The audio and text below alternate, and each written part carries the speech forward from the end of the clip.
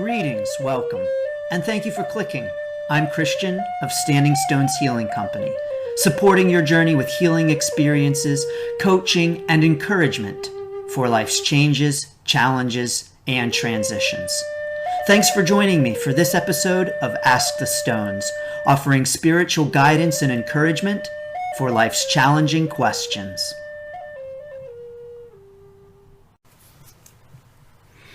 Greetings, and thank you for joining me. Our question for this episode comes from Dana. Dana writes, I am interested in learning about card reading. How do I become a card reader? I'm most interested in the tarot cards and am thinking about taking a class. But where do I start? Dana, thank you for this question. I am very excited about this question and very excited to be able to talk about card reading. This is wonderful news, and I am very excited for you to start your card reading journey.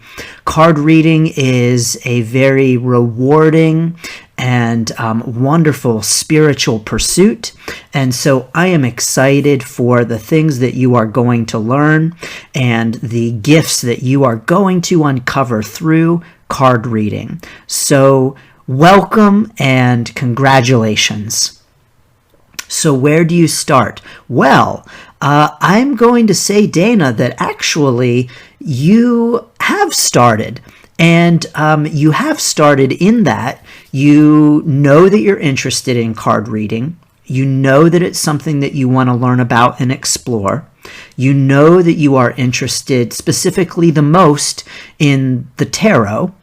And you are contemplating taking a class. So Dana, you actually have already started. So well done on that.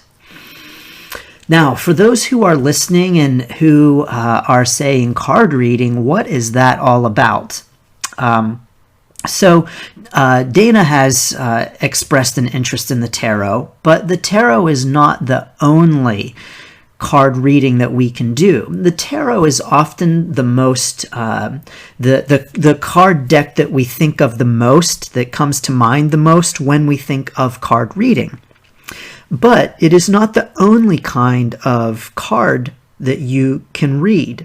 So there is the tarot deck, and I will say that the tarot actually has roots reaching far back, really into the Middle Ages is when it started being used in divination. Now, I will say I am no expert on the tarot, or quite frankly on any single card deck, or quite frankly on card reading in general.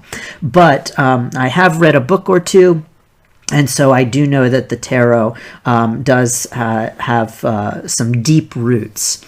Now, I will also say that it has, let me get out my deck here, Dana. It is broken down into a couple of suits. I'll call them suits. And it's broken down into the major arcana or arcana and the minor arcana or arcana. And the major arcana is a lot of really kind of overarching life kinds of topics, like judgment, or the magician, or the hanged man, or death, or the emperor. Now, these can have different names depending upon your deck. So when you are looking at a deck and thinking about decks, it's really important to find one that resonates you, or even multiple decks. You can have multiple decks. Now, I use the Celtic Dragon Tarot. This is my only tarot deck, and I just love it. Now, interestingly enough, I did not purchase this deck for myself. My sister's ex-boyfriend purchased it for her, and she used it at first, and then fell out of interest with it, probably when they broke up, I don't know, but it sat in our parents' basement for many years. I was in my parents' basement once, several years back, and I saw the cards and said, hey, I want to use those cards. I want to get into card reading. And I asked her, hey, can I have your deck? And of course she said, yeah. I'm sure she hadn't even given it any thought and had completely forgotten about it. So I have had the deck in my care since then, and it really resonates with me. I, of course, identify with Celtic spirituality, and I really enjoy the dragons. And so this deck is just really a perfect fit for me. I don't have the need or desire for any other tarot deck. That may change. I may in the future. Who knows? But right now, and for the past, I've been reading this deck for 9 years now. Yes, 9 years now. And so this deck has really resonated with me, and I do not see the need for another deck ever. At least for the foreseeable future. So one thing that people often think of when they think of the tarot is feelings of fear. They think, oh no, the tarot deck, it has scary cards in it. It's a scary thing. I'm afraid to play with the tarot. I'm afraid to try it out because I'm afraid of the cards I might draw and what it might tell me. Like, oh man, I'm really afraid there's a death card. I do not want to draw that death card and die. Well, I hate to be the one to tell you, but you're going to die whether you draw the death card or not. So, however, I actually think that the death card is one of the best cards to draw, and anytime I pull the death card, I get excited. So, because, death is such a wonderful opportunity for growth. We can't have growth without death. But my first tarot reading that I had, I was a first-year student in college. And friends of friends were tarot readers, very good tarot readers. And so they gave me a tarot reading, and wouldn't you know it, my very first reading, I got the Tower card. And actually, I believe that was representative of my love life. So now those of you who know the tarot and know the Tower card know that it's all about destruction. And it's all about the crumbling and a chaotic and catastrophic falling. So, wow, what a way to be introduced to the tarot. And so that was an interesting and powerful reading. And, I don't know, Dana, if I really felt any fear about it. I think I was like, oh no, that's really not a good card for your love life. But I didn't know, really what to make of it or what to think. It was my first tarot reading. I also want to say that, we might have a tendency to think that the tarot predicts our future. It does not.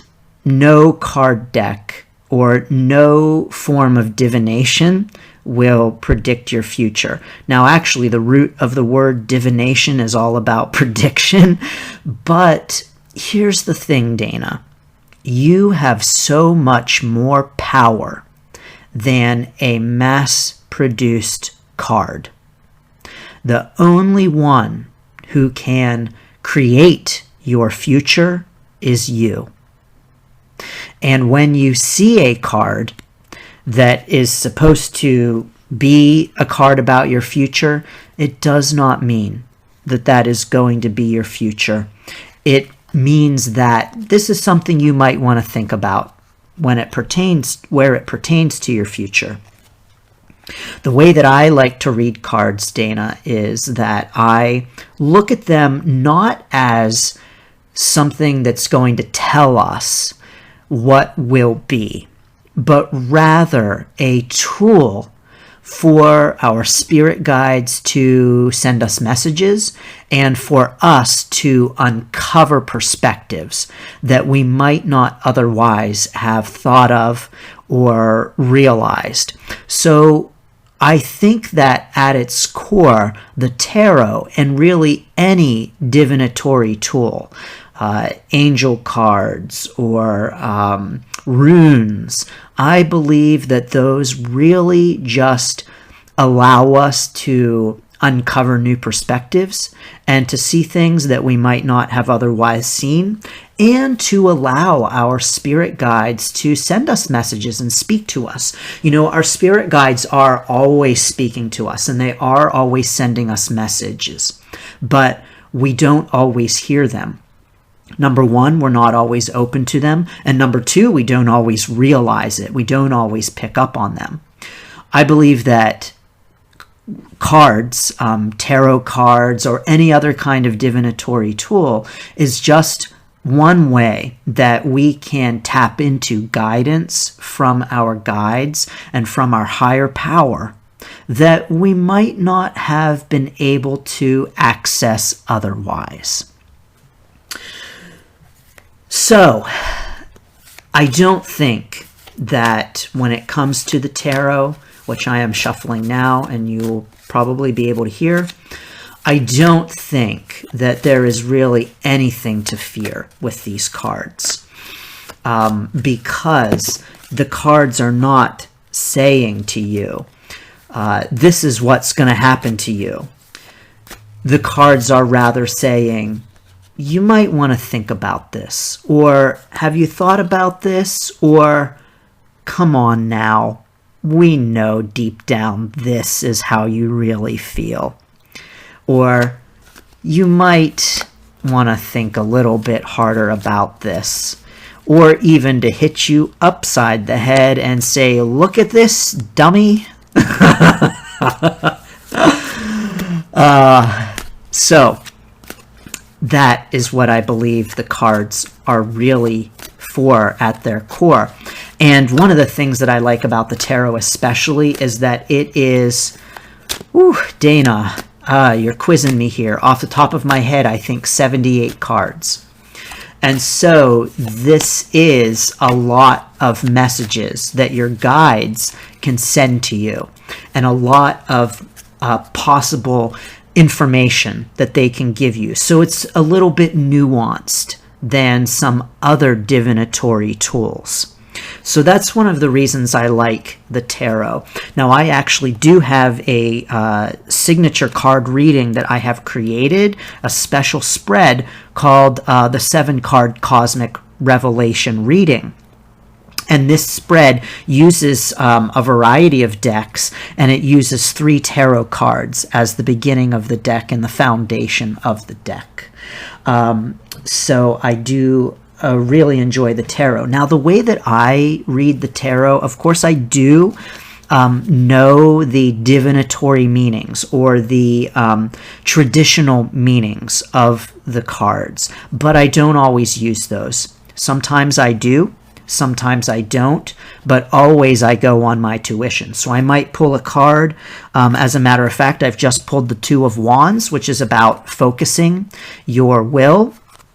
And so that's the divinatory meaning. But I might look at this card and I might pick up some other messages from it, like wielding power. And this image is of a man holding 2 wands above his head. And that to me says ultimate power. He's got so much power that he has a wand in each hand. He is standing in his power and he is wielding that power. And so I might read a little bit more based on my intuition, and also on the person who I'm reading for and what might come up intuition-wise. I'm going to talk a little bit more about tuition in a minute, Dana, but I first want to talk about other types of cards. So the tarot resonates with you. That's wonderful. You may also want to explore other kinds of cards. I do have multiple decks, as many card readers do. I have Archangel cards, which I really like. I have Angel cards. This is another deck actually by Doreen Virtue, who, by the way, does not use her decks anymore. She has renounced them and burned them, and she no longer believes in them. And so best wishes to Doreen Virtue in her life change. I use runes, which I like very much. My runes I actually made myself. So I found the stones and I wrote the symbols of the runes on the stones. So I enjoy the runes, and I have a couple other decks too that I will use at times. It's really important that you just find what works for you. And there are all kinds of decks out there. I mean, just so many. I encourage you to do some exploring. I also encourage you, Dana, to consider creating your own deck. You can do that. You can really use practically anything as a divinatory tool, as a way to receive messages, as a way to get new perspectives. And so there are decks that center on all kinds of things, like crystals, or trees, or, all kinds of things. Animals. So you can find a deck that resonates with you, and multiple decks, and you can also create your own. You have the power, you have permission. I mean, not that I need to give you permission, but oftentimes when we set out on a spiritual path, or really any kind of new path, we're often looking for someone to tell us that it's okay for us to go down that path. And we're often looking for someone who's been down that path to give us permission that it is okay that we belong. Dana, it is okay, you belong. You have the power to create a deck as well. You have the power to create your own divinatory tools. I actually did create my own deck a few years ago. I have yet to print the deck out. I have yet to use the deck, but I did create a deck.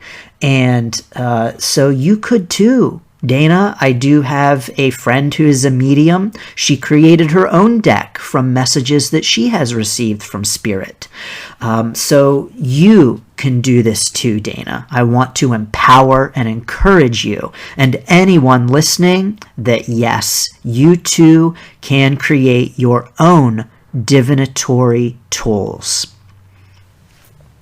You could create a flower one. You could create plants ones. You could create, I don't know, the list just goes on and on. Whatever resonates with you, you can do it. I wanted to say that I've lost my train of thought. Dana, there's so much to say about card reading. And at its core, what I really do first and foremost is to tell you that yes, you do belong as a card reader, and yes, you have permission and power. So I am here to give you that blessing in case you feel that you need it. So, Dana, what is the key to being a card reader? Well, in my opinion, the way that I approach card reading is that I think that for me, it's all of the things that I do outside of card reading that really help me to be a good card reader. It's all of the meditation, the spiritual pursuits, the centering, the balancing, even the healthy eating, the exercise, the sleep. For me, it's all of those things that I do when I am not reading cards that make me a better card reader. It's the compassion that I strive to practice on a daily basis. It's the gratitude, it's the kindness, it's the respect. In my opinion, those are the things that will make someone a good card reader. Being able to tap in, being able to trust your intuition, being able to release judgment of yourself and others and the messages that you receive. I mean, to the best of your ability. Let's be real, Dana. We are human beings, and we are really a judgmental lot. But it's important for us to be continually striving to be open and accepting and non-judgmental. And so I believe, Dana, it's all of those things that will help to increase your card reading skills. And of course, getting to know your cards, treating them well. Please respect them. These are a tool of communication between you and the divine, between you and your spirit guides. And if you read for other people, it's a tool, a spiritual tool for you to communicate with others and to reach into their hearts and to offer encouragement and help and support to them. And so it is no light work to read cards. And it is not something to take lightly. I don't say that, Dana, to scare you. I say that rather to empower you to know that this is important work and to know that you are the carrier of important messages. So please treat yourself as a card reader with respect. Treat your cards with respect. And always, always treat the people for whom you are reading, including yourself, Dana, with utmost respect.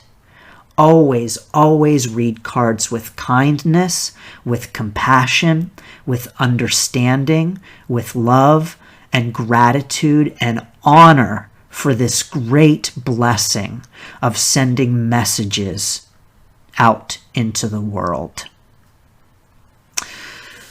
Those are my thoughts on card reading, Dana. There is so much more to say, of course, but it is a wonderful and beautiful undertaking and something that I encourage anyone who is interested in card reading to pick it up and give it a try. Don't be afraid to try multiple decks. Don't be afraid to just Google and find some decks. Don't be afraid to ask people who have decks. You can do all of that. When it comes to caring for your cards, some people like to clear them. I do clear my cards of energy. I don't actually do this as frequently now as I used to. And I do it when it feels right and when it feels appropriate. And there are multiple ways that you can clear your cards. Saging, incense, knocking on them, laying them out in the full moon, crystals, all kinds of ways that you can clear and or charge your deck.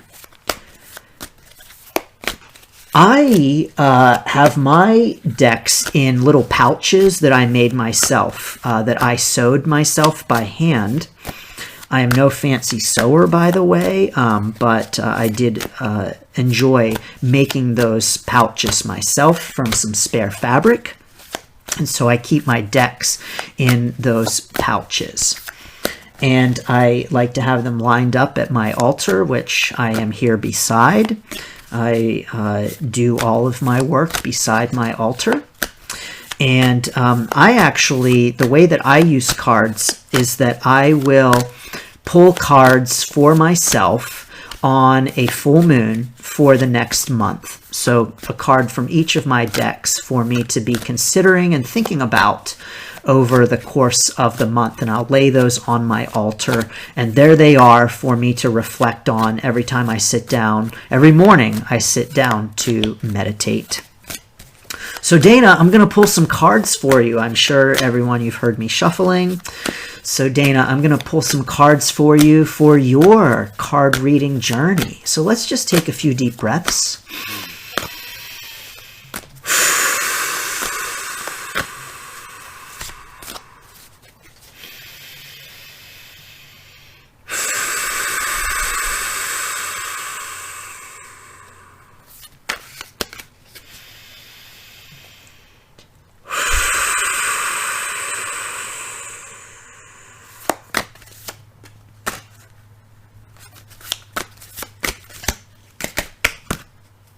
Aha.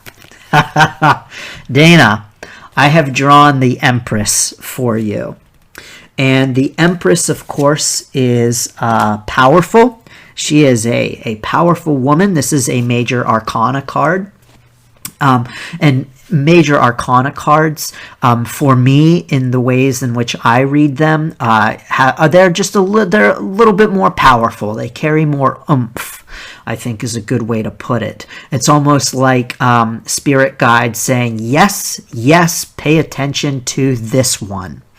And so you are getting a yes, pay attention to this one, Dana. So this is the Empress. And the Empress, of course, is powerful. The Empress is here to... what I'm getting from this card, Dana, is the Empress is here to tell you that, yes, you are correct in your interest in the cards. Yes, you have the power to read cards. Yes, follow this interest. Yes, follow your intuition and claim that power and sit in that power. And really, she is saying, own it, Dana. Own the power. Wonderful. Thank you, Empress. I'm gonna pull another card for you. Dana, I think I'm gonna pull an Archangel, as they are flying at me. You know, when I read cards, Dana, and I shuffle, I will often have a card just pop right out. And that's my signal, that's my sign that is the card or a card that you need to consider. Sometimes I might have a couple of cards fly out, and I will read both of those. So that often happens. There we go. I just had a few fly out. Whoa, I actually had 3 fly out. And as I was setting the deck down, a 4th one jumped right out, Dana. Wowee. So let's take a look at all of these cards. All right. So here's what we have for the cards. And I'm going to pull some messages out of these cards as a group. We have Archangel Metatron, who is telling you that you have a bond with children. In particular, you can help children who are sensitive. Archangel Haniel is telling you that you are sensitive. You are extra sensitive to energies and emotions, especially right now. Honor yourself and your feelings. Archangel Gabriel is telling you that you are a leader. He is saying, it is time for you to assume your leadership power and position and lovingly guide others. And finally, Archangel Jeremiah says, take inventory of your life and resolve to change or heal anything that is unbalanced. So here's what I'm picking up from these cards for you, Dana. Number 1, you have the sensitivity to be a good card reader, being able to tap into and trust that intuition. So I think that you are being called right now to recognize that power, recognize that intuition, and trust it. Trust those feelings, that sensitivity that you are having. Trust your interest in the cards. Trust your ability to read them. And not only that, Dana, but trust your ability to read them for others. You know, you are being called right now by Archangel Gabriel to be a leader, and I think that you are being called to help guide and assist others through the cards. I also think that this is interesting with Archangel Metatron's card with children. You know, we really don't talk about card readings for children, or using divinatory tools with children. And that may be something that might be of interest to you, Dana. That may be something for you to consider. Maybe the tarot deck might be a little too over the heads of children. Well, I mean, depending upon the deck. Definitely, I would not use a Rider-Waite deck with children. The Rider-Waite deck, by the way, for those who are unaware, is just really like the standard for tarot card reading. It is really like the like deck that many people use, and that almost serves as like the benchmark for tarot readings. But I would not use that deck with children. If you would be interested in tarot for children, I would recommend something friendly and something warm and fuzzy. And with the swords, for instance, the suit of swords, I would just watch out about how you might discuss the images and the messages with them, because the tarot isn't scary, but depending upon how it's presented, especially to young people, it could be. So, hey, Dana, you may very well be interested in reading for children or teenagers. Wow, wonderful messages, wonderful topic, Dana. Thank you so much for this question. Again, there's so much to say about card reading, but I am honored to have been able to talk with you a little bit about card reading and to pull some cards for you. And I am very excited for you and this new path that you are setting down that will be an enriching path for you. You get out of things what you put into them.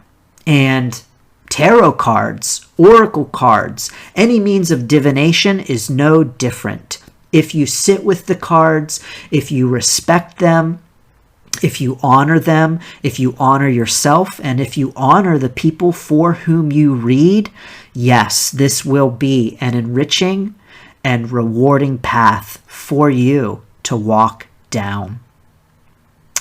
So, Dana, one final thing. You're thinking about a class. Dana, you don't have to do a class, but it really can be a positive way for you to deepen your journey. And it can be a positive way for you to explore and learn and even gain confidence. Remember, you don't need anyone else to tell you that you can read cards. You want to read cards? Just grab a deck and start. But if you feel that you need someone to guide you, that you want someone to assist you and to empower and encourage you, then a class can be a great way to get that support and encouragement for this journey.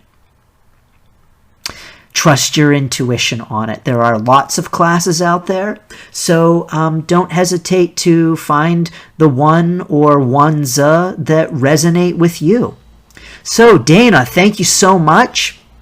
I appreciate you and your question. To all of you, I appreciate you and your listening. Thank you for your ears, and thank you for joining us. Again, I am Christian of Standing Stones Healing Company, supporting your journey with healing experiences, coaching, and encouragement for life's changes, challenges, and transitions. Thank you, and best wishes for your journey. Thanks for tuning in to this episode of Ask the Stones. If you have a question for Ask the Stones, please send me an email at christian@standingstoneshealing.com or connect with me on Facebook at Standing Stones Healing. Thank you, and best wishes for your journey.